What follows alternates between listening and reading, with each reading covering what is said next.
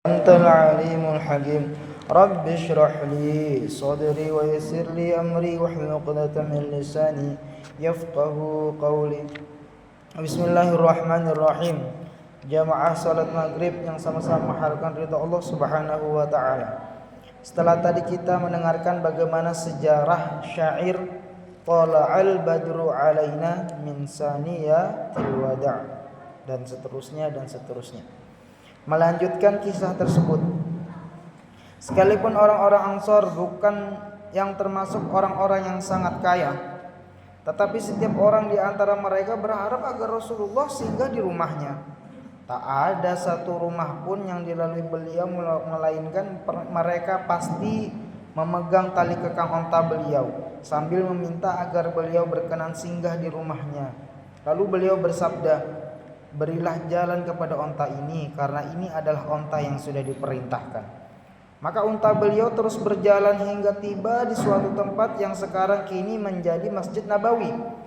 Di tempat ini ia menderum, namun beliau tidak turun dari punggungnya. Onta itu berdiri lagi, berjalan beberapa langkah, menolehkan kepala, lalu kembali lagi dan menderum di tempat semula. Baru kemudian beliau turun dari punggungnya. Tempat itu berada di Bani An-Najjar yang masih terhitung paman-paman beliau. Berkat taufik Allah, beliau memang lebih senang singgah di tempat paman-pamannya, dan dengan begitu beliau bisa memuliakan mereka. Semua orang berbicara kasak-kusuk tentang Rasul yang singgah di rumah mereka. Maka Abu Ayyub Al-Ansari segera mengambil pelana onta milik Rasul lalu memasukkan ke dalam rumah. Melihat hal ini beliau bersabda, "Seseorang itu beserta pelananya." Sementara As'ad bin Zurarah datang sambil memegangi tali kekang ontanya dan berada di dekat beliau. Dalam suatu riwayat diriwayatkan oleh Al-Bukhari dari Anas disebutkan Nabi SAW bertanya, "Siapakah rumah kerabat kami yang paling dekat jaraknya?" Abu Ayyub menjawab, "Aku wahai Rasul, itu rumahku dan itu pintunya." Maka beliau beranjak dan Abu Ayyub menyiapkan tempat yang biasa dipergunakan untuk istirahat siang. Saat itu beliau bersabda, "Orang-orang yang berada pada barokah Allah."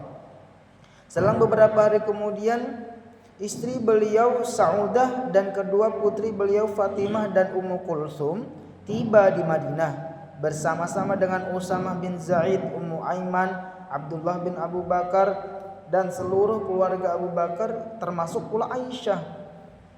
Sementara Zainab putri beliau masih tinggal bersama suaminya Abul As di Makkah. Zainab belum memungkinkan untuk hijrah dan baru bisa hijrah setelah perang Badar.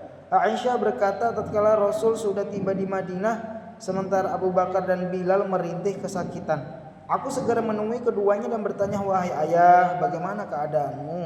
Wahai Bilal, bagaimana keadaanmu?" Biasanya jika Abu Bakar terkena demam, maka dia menjawab dengan sebuah syair, "Kala pagi setiap orang bisa berkumpul dengan keluarga, namun kematian lebih dekat daripada tali terompahnya."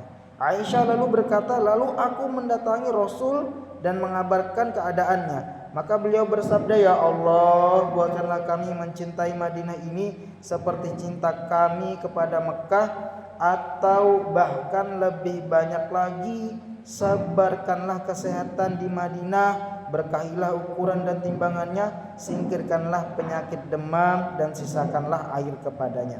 Begitulah bagian dari kehidupan Rasulullah SAW yang menandai berakhirnya satu paroh dakwah Islam, yaitu periode Makkah.